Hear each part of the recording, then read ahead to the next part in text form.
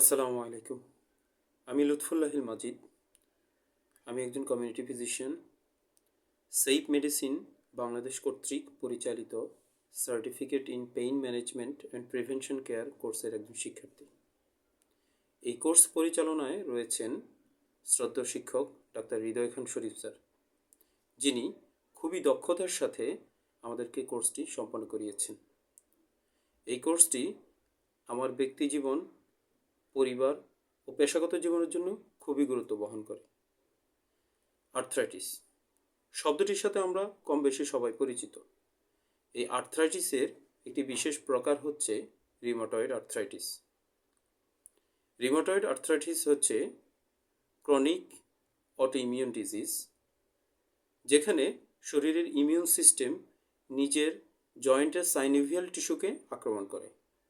এর ফলে দেখা দেয় জয়েন্টে প্রদাহ বা ইনফ্লামেশন, ব্যথা বা পেইন, ফুলে যাওয়া বা সুইলিং, দীর্ঘমেয়াদে জয়েন্টের ক্ষয় বা ইরোশন এবং ডিফর্মিটি।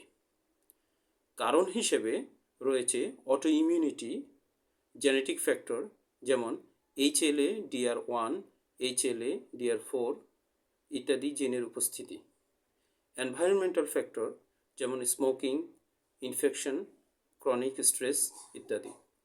এছাড়াও রয়েছে lifestyle and diet, hormonal factor.